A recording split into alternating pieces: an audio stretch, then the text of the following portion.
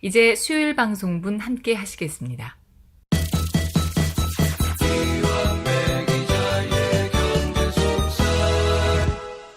민중의 소리 이완배 기자 만나겠습니다. 이완배 기자님. 네, 안녕하십니까. 어제 페이스북 보니까 소주하고 그 뭡니까? 오징어, 예. 오징어였습니까? 아, 예. 그걸 드시는 모습을 봤습니다. 네. 예. 그래도 속도 없이 어제처럼 우울한데, 예. 또 소주를 먹으니까 맛있더라고요. 그거 따님이 옆에 계셨는데 따님하고 같이 드셨을 리는 없을 것 같고. 아니요, 이제 우리 딸은 오징어를 집어먹고요. 예. 저는 소주를 마시고, 처음에는 되게 막 예. 기분이 우울했는데, 그걸 좀 먹다 보니까 또 속도 없이 소주가 맛있어서, 네, 그렇게 아이고. 잘 마무리했습니다. 예. 아유, 참 씁쓸했던 어제 하루였고요. 네. 아니, 뭐 사실은 나란 일이고 뭐 나하고 무관한 일인데라고 생각할 수도 있을 텐데 우리가 이루었던 촛불혁명이 어떤 의미의 촛불혁명입니까? 그러니까요. 이거 네. 뭐 우리의 의거가 부정당하는 듯한 느낌을 받아서 아마 많은 분들이 속쓰렸던 어제 하루가 아니었을까 하는 생각이 듭니다. 실제로, 예, 그런 감정 더하기, 촛불혁명 이후였기 때문에 정말 절호의 찬스였습니다. 이제 오늘 그 이야기를 좀 드릴 텐데요. 예예. 그 절호의 찬스를 서울고법이 이렇게 뭉개버린 것 때문에 속이 되게 많이 상했었죠. 그래서 그런 차원에서 이제 오늘은 삼성 이재용의 석방 이후의 전망을 좀 해보려고 하는데요. 미리 말씀드리지만 상당히 우울한 전망이 될 겁니다.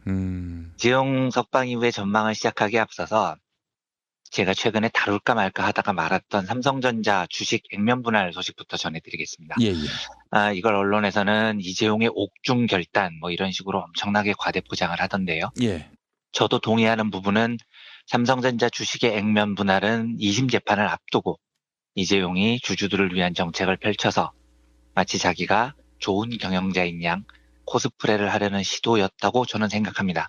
뭐 전혀 대단한 정책은 아니었지만요. 예예. 삼성전자가 주식 액면 분할을 결정한 게 지난달 31일이었고요. 주식에는 액면가라는 게 있습니다. 주식이란 건 내가 그 회사에 투자를 한 주주라는 것을 입증하는 종이 문서죠. 상품권 같은 거라고 생각하시면 됩니다. 예. 상품권 위에 보면 얼마짜리 상품권 이렇게 적혀 있잖아요. 숫자가. 예. 그런 식으로 실제 주식에서도 이 주식은 얼마짜리다라고 적혀 있어요. 그 가격을 액면가라고 합니다. 보통 관행적으로 주식의 액면가는 5,000원이 대부분이었습니다. 그래서 한 주당 가격은 기본적으로 5,000원이었었던 거죠. 기업이 5,000원짜리 종이 쪼가리를 찍어서 주주들에게 파는 겁니다. 예. 그러면 주주들은 5,000원을 기업에 내고 그 종이 쪼가리를 사죠. 기업은 주주들에게 받은 5,000원으로 사업을 하고요. 주주들은 그 5,000원짜리 종이 쪼가리를 들고 있다가 기업 경영이 또 좋아져서 기업 가치가 오르면 주가가 오를 테니까 5,000원짜리를 뭐 6,000원에 팔거나 7,000원에 팔거나 해서 이익을 남깁니다. 지금 삼성전자 주가가 240만 원 언저리에 있습니다. 이건 처음에 발행했을 때는 5,000원짜리였는데 그동안 사업을 잘해서 5,000원이 찍힌 그 숫자의 종이 쪼가리가 지금은 240만 원에 거래되고 있다는 뜻이죠. 이런 식으로 과거에는 거의 상식적으로 주식의 액면가가 관행적으로 5,000원이었어요. 그래서 조금 역사와 전통이 있는 회사들 주가는 액면가가 다 5,000원입니다.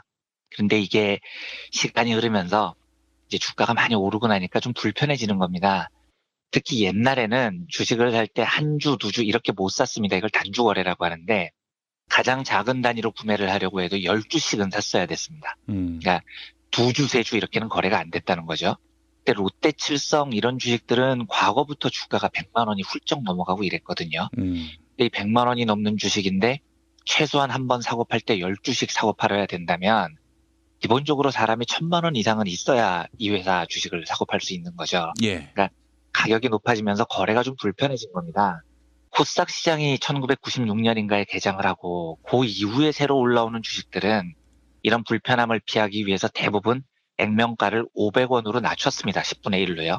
나중에 주가가 너무 올라서 고가가 되면 거래하기 불편하니까 처음부터 5,000원짜리가 아니고 500원짜리를 찍자 이렇게 된 거죠. 예. 그래서 요즘 증시에 상장돼 있는 주식 중에 액면가가 5,000원짜리는 대부분 좀 오래된 기업들의 주식이고요. 예. 500원짜리는 새로 올라온 주식들이 대부분입니다. 물론 꼭 액면가를 5,000원으로 해야 된다거나 500원으로 해야 된다거나 하는 법은 없어요. 그건 정하기 나름입니다. 아까 말씀드렸듯이 액면가가 5,000원인 주식이 주가가 100만 원이 넘어가고 거래가 너무 불편하니까 중간에 제도가 한번 바뀌었어요. 그래서 이제는 주식을 단주 단위로 한 주씩도 거래할 수 있게 됐습니다. 만약에 옛날 제도라면 지금 삼성전자 주가가 240만 원인데 최소한 12주씩 사고 팔아야 되면 기본적으로 2,400만 원이 있어야 최소한의 거래가 가능하니까 불편한 거죠. 그래서 이제는 제도가 바뀐 지 좀 오래됐는데 한 주씩도 거래가 가능합니다. 그래도 불편하다는 겁니다. 한 주에 240만 원이니까요. 너무 비싸죠. 삼성전자에 몇십만 원이라도 투자하고 싶은 사람이 있는데 240만 원이 없으면 한 주도 못 사니까 불편함이 생기는 거죠. 이런 불편을 막기 위해서 액면 분할이라는 걸 합니다. 현재 5천 원짜리인 삼성전자의 액면가 주식을 쪼개는 겁니다. 얼마로 쪼개느냐? 지난달 31일에 삼성전자 이사회의 결의에 따르면 50분의 1로 쪼개겠다는 겁니다. 5천 원짜리를 100원짜리 50장으로 만들겠다는 거죠. 상품권 50만 원짜리 쓰기 좀 불편하잖아요. 예. 그래서 그거 만 원짜리로 바꿔주세요 하면 만 원짜리 50장 내주는 거랑 똑같은 겁니다. 이렇게 되면 액면 분할이 5월쯤 될 것 같은데요. 계산하기 편하게 지금 삼성전자 주가를 250만 원이라고 하면 삼성전자 주가는 50분의 1로 떨어집니다. 50분의 1로 액면 분할을 했으니까요.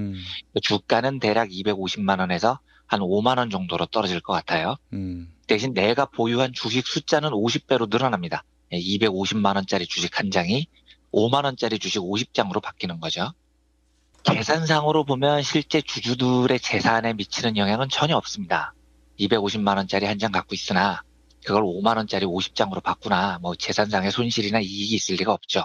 다만 50만 원짜리 상품권보다는 만 원짜리 상품권이 사용하기에 좀 편해지는 것처럼 250만 원짜리 주식보다는 5만 원짜리 주식이 거래하기에 좀 편해지니까 주가가 조금 오른다라는 효과는 있어요. 그런데 이것도 액면 분할 초창기에나 그 액면 분할 발표하는 날 잠깐 주가가 오르고 그랬지. 예.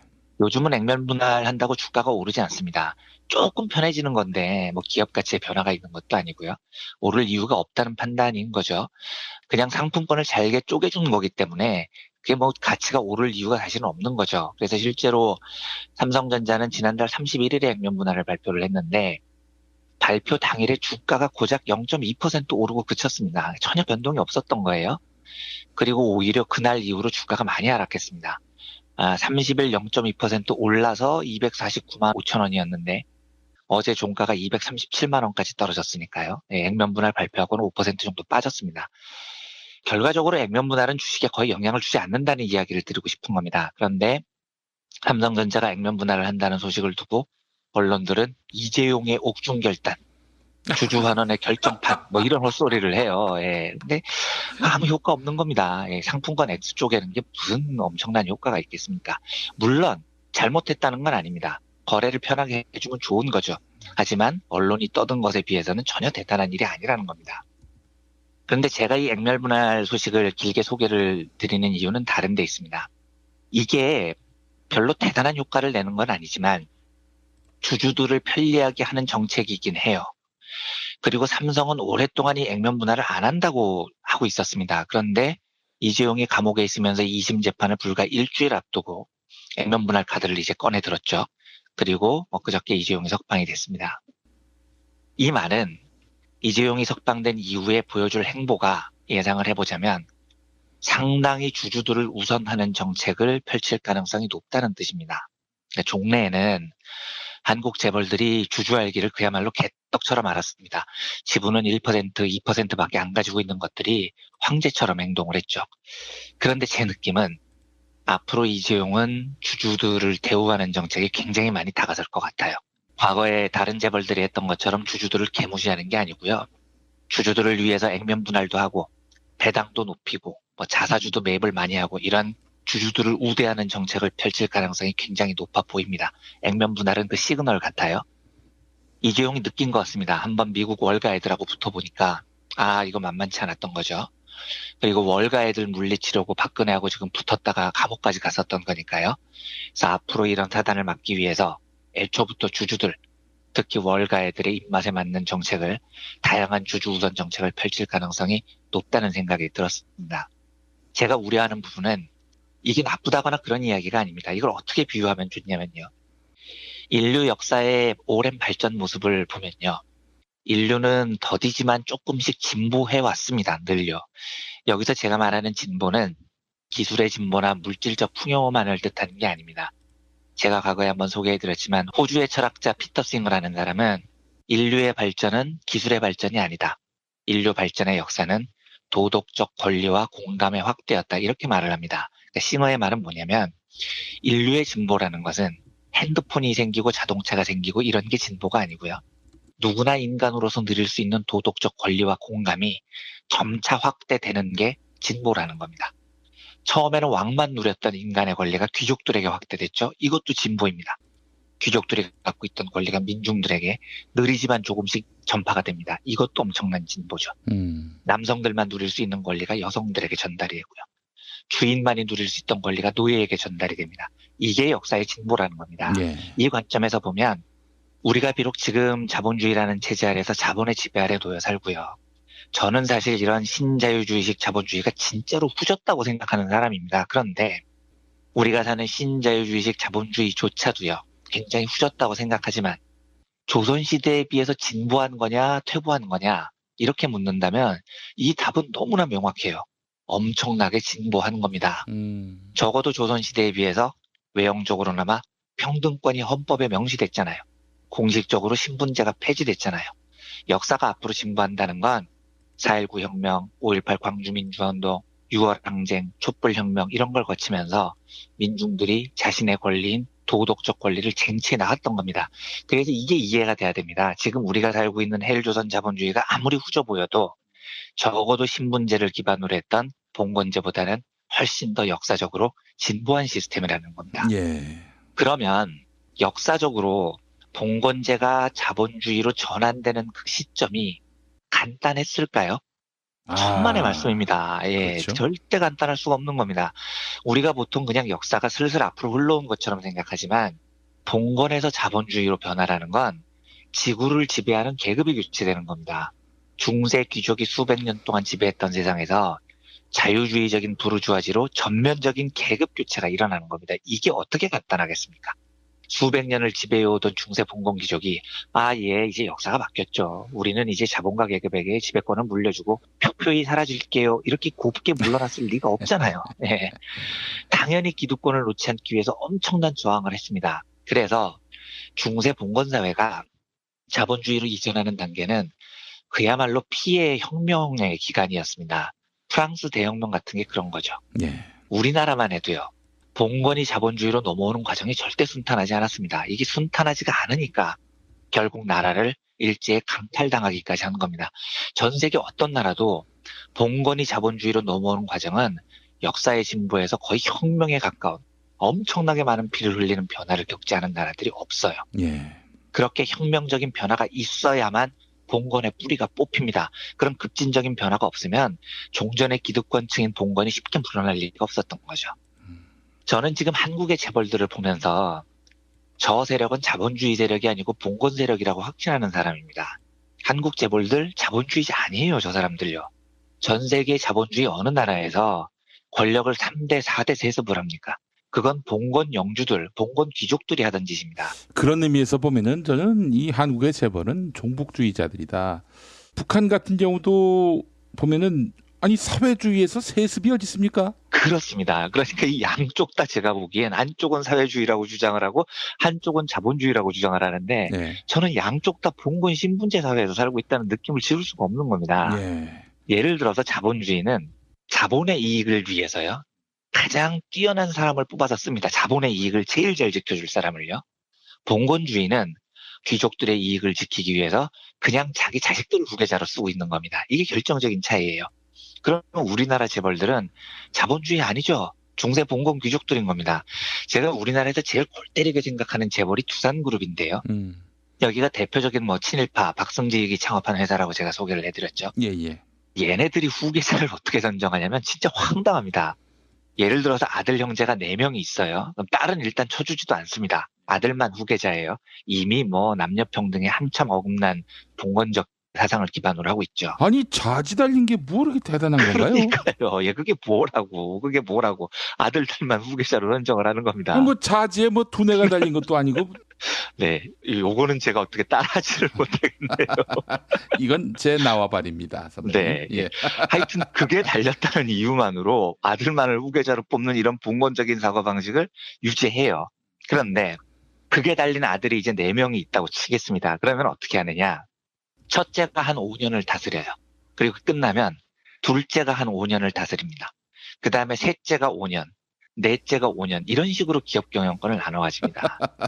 이걸 자기들은 되게 화합의 방식에 기초한 경영권 분배라고 주장을 하는데 진짜 너무 황당하잖아요. 이건 전세도 아니고 월세도 아니고 이거 그러니까요. 뭐라고 네. 해야 됩니까, 이거는? 그러니까 무슨 돌려막기 비슷한 건데 하여튼 세계에서 예를 찾아보기 어려운 그런 경영권 승계 방식을 사용을 해요. 예. 그런데 그게 4형제일 때는 그게 가능한데 그 3대째로 넘어오면 어떻게 되느냐는 겁니다. 장남도 아들이 몇 명 있을 거고 차남도 아들이 몇 명 있을 거고 삼남도 아들이 몇 명 있을 거잖아요. 그러면 어떻게 하냐면 기간을 줄여요. 제일 먼저 장남의 장남이 3년, 장남의 차남이 3년, 그 다음에 차남의 장남이 3년, 차남의 차남이 3년, 이래서 4남의 막내까지 올 때까지 쭉 다시 돌려막기를 합니다. 그러면 자 이게 3대까지는 됐어요. 자손이 번성해서 4대가 되면 어떻게 되는 겁니까? 이게 점점 더 번성을 하다 보면 나중에 2달씩 하고 돌려막아야 됩니다. 이론적으로는요. 예. 이게 정상적인 자본주의 경영이냐고요. 예, 이건 심지어 봉건도 아니고 그냥 미친 제도인 거죠. 기업 경영이 무슨 땅 따먹기입니까? 예? 여러 사람들 중에 자본에 가장 이득이 되는 주주들에게 제일 이득이 되는 경영인을 뽑자 이게 자본주의인데 예. 봉건은 우리 가족 중에 뽑을래 이거고 두사는 우리 가족이 그냥 뽑지도 않아요. 가족 중에서. 가족 중에 제일 나은 놈을 뽑는 게 아니라 그 가족이 또라이건 붕따이건 무조건 일정 기간을 돌려막기를 하는 겁니다. 재작년에 박정원 씨가 한국 재벌들 중에 처음으로 두산그룹의 4세 승계자가 됐습니다. 예. 박정원이 왜 4세 승계자냐? 예, 3대까지 다 돌려서 해먹은 겁니다. 이제 4대로 넘어온 건데 박정원은 창업주의 장남의 장남의 장남이에요. 몇 년 하겠습니까? 이 사람이요. 박정원 몇 년 하면 박정원 동생이 해야 됩니다. 박지원이라고 있습니다. 박지원 이제 몇 년 하잖아요. 그러면 그 둘째 형제가 박용호 회장인데 이제 이 사람은 형제에 난 이후로 자살했으니까 요 형제는 넘어가고 박용성 때로 넘어와야 됩니다. 아이고, 이 박용성 어디서 많이 들어본 이름인데요. 네, 뭐 하여튼 네 이쪽 형제들이요. 그러니까 박용성 아들의 박진원, 박석원이라고 있습니다. 예, 요기 끝나야 됩니다. 그 다음에 이제 박용현이라는 분이 있는데 요 분 아들까지는 잘 모르겠는데 거기도 박태원, 박형원, 박윤원 이렇게 있어요. 그리고 맨 마지막이 이제 지난번 회장이었던 박용만이거든요. 박용만 아들 박소원, 박지원. 지금 제가 쭉 불러드린 원자 돌림이 다 4대들입니다. 한 10몇 명 돼요. 10몇 명. 예. 얘들이 이제 돌아가면서 회장하는 겁니다. 이걸 기업이라고 불러야 되겠습니까? 제가 뭘 제일 두려워하냐면 한국 재벌들은 이렇게 대놓고 봉건입니다. 자기들만 지금 신분지에서 살고 있어요. 문제는 역사적으로 봉건이 자본주의로 넘어오기 위해서는 제가 아까 말씀드렸듯이 혁명에 가까운 시기가 필요합니다. 예. 그게 아니면 봉건은 사라지지 않습니다. 그런데 지금 이재용이 시도하는 건 자기는 봉건이죠. 자기도 3대 세습자고요. 자기 아들한테 안 물려주겠습니까? 당연히 물려줄 겁니다. 예, 아무리 설명해도 저건 중세 봉건 귀족이에요. 그런데 이 봉건 귀족이 돈이 너무 많은 겁니다.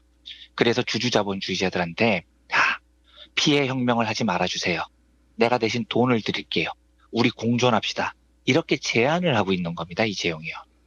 실제로 2016년 10월에 제일모직 삼성물산 합병 때 이재용하고 피튀기게 싸웠던 엘리언 매니지먼트가 싸움이 끝난 다음에 삼성의 공손한 태도로 서신을 보냅니다. 그만 싸우자고요. 우리는 사실 돈만 벌면 돼. 삼성 형님들 이제 내가 이재용 형님 인정해 줄 테니까 대신 우리 주주들한테 돈을 팍팍 퍼주세요. 이제 그럼 더 이상 시비 안 걸게요. 이런 서신을 보내요. 그리고 4가지 요구사항을 내겁니다. 뭐 배당을 늘려달라. 앞으로 분할한 회사를 상장할 때 나스닥에 해달라. 이런 식으로 주주들의 이익을 극대화하는 요구를 4개를 하죠. 그런데 그 4개 요구가 너무너무 공손하게 진행이 됩니다. 그 이후에 지금 이재용이 감옥에 갔다 왔고 이재용이 액면 분할을 하겠다고 하죠. 저는 앞으로 이재용이 주주자본주의자들의 요구에 적극적으로 부응하겠다는 뜻으로 보입니다. 한국 역사상 처음으로 재벌들과 주주자본주의자들의 연대가 시작되는 겁니다. 저는 이게 너무 걱정이 됩니다. 왜냐하면 이 연대가 시작되면 우리나라에 쌓여있는 재벌들의 봉건 기질은 뿌리를 뽑기가 더 어려워집니다. 이건 한 번에 뽑아야 돼요. 한 번에. 혁명적인 과정으로 뽑아야 뽑힙니다. 그런데 이게 지금 이재용이 내가 혼자 다 해먹지 않을게. 주주들하고 같이 해먹자. 이렇게 연대의 손길을 내밀고 주주자본주의가 이걸 받아들이면 이재용 혼자 먹는 게 주주들과 나눠 먹어지긴 하겠지만 삼성이 달라지겠습니까? 삼성의 봉건성이 달라지겠습니까? 4대 세습이 없어지겠습니까? 삼성 노동자들의 처우가 달라지겠습니까? 여전히 우리나라 재벌들은 봉건적일 거고요. 그 봉건성을 뒤집을 혁명적 기회는 점점 사라진다는 겁니다. 저는 그래서 촛불혁명 이후에 벌어졌던 이번 이재용 구속이 진짜 중요하다고 생각했습니다. 한국 재벌들의 이 뿌리 깊은 봉건성은 조금 과격하게 보여도 이걸 박살내는 방식으로밖에는 해결이 안 됩니다. 인류 역사가 그랬어요. 어떠한 봉건 귀족들도 자본주의는 혁명적인 방식으로 제거를 해왔다고요. 자본주의적인 혁명이죠. 그런데 저는 그런 봉건을 없애는 자본주의적 혁명의 도화선이 될 거라고 믿었던 이재용 구속이 엊그저께 처참하게 짓밟히고 만 겁니다. 그래서 어제 그게 굉장히 좀 절망스러웠던 것 같습니다. 네. 앞으로 다시 이런 기회가 올 수 있을지 아니면은 정말로 어려워질 것 같다는 우울한 전망이 드는데요. 어떠한 방식으로 앞으로 사라지지 않을 한국 재벌들의 봉건성을 없애야 될지에 대해서 저부터 이제 좀 정말 많은 고민을 해봐야 될 것 같습니다. 그런데 대한민국 역사상 가장 좋았던 기회를 이렇게 놓쳐버릴지도 모른다는 아쉬움 때문에 정말로 이제 가슴이 휑해지는 그런 기분을 어쩔 수가 없었던 것 같습니다. 오늘은 이 정도로 삼성의 미래에 대한 우울한 전망의 일단을 마치도록 하겠습니다. 제가 재벌을 하나 만들어야 되겠습니다. 그래서 어떻게 세습을 하실 건가요? 한 5성 그룹 이런 거 만들어가지고 네. 3보다는 5가 더 많지 않습니까? 그렇죠. 예, 7성은 있으니까 안 되겠고요. 5성 좋은 것 같습니다. 그런 거 만들어가지고 말이죠. 삼성그룹을 적대적 M&A를. 예. 응원합니다, 김영민 PD님. 아유, 그러려면은 좀 인간이 약삭 발라야 되는데 제가 너무 우둔해서 불가능할 것 같고요. 저도 불가능할 것 같습니다. 뭐 이재용 씨가 나오면서 그 만면의 미소를 감추지 못하던데 말이죠. 근데 저는 사실은 삼성의 미래를 생각한다면은 이번에 풀려나느니 한 뭐 2년 3년 더 감옥에서 썩는 게 기업의 장래를 위해서도 좋지 않을까 하는 생각이 들었어요. 지금 국민들이 다 분기탱천해 있는 상황인데 기업의 이익과 국민의 신뢰는 따로 논다 이렇게 생각하는 이상은 또 그것이 하나의 어떤 진리가 돼버린다면은 뭐 사실 이재용이 구속되거나 말거나 별 문제가 아니게 될 수 있는데 근데 이게 그렇지 않단 말이죠. 이제 국민들은 기업의 사회적 책임 이런 것들에 대해서 관심을 갖고 있고요. 그렇기 때문에 삼성 이재용의 이번 석방은 삼성 장래로 봤을 때는 아마 꺾이는 그런 기점이 되지 않겠는가 하는 생각도 들고요. 네, 한국 경제로서도 굉장히 안 좋고요. 네, 그게 바로 촛불혁명 이후에 달라진 양상임을 나중에나 깨달을 것 같아요, 이 사람들. 예, 그럴 것 같아서요. 안타깝습니다. 예, 이한배 기자님 오늘 말씀 잘 들었습니다. 네, 감사합니다.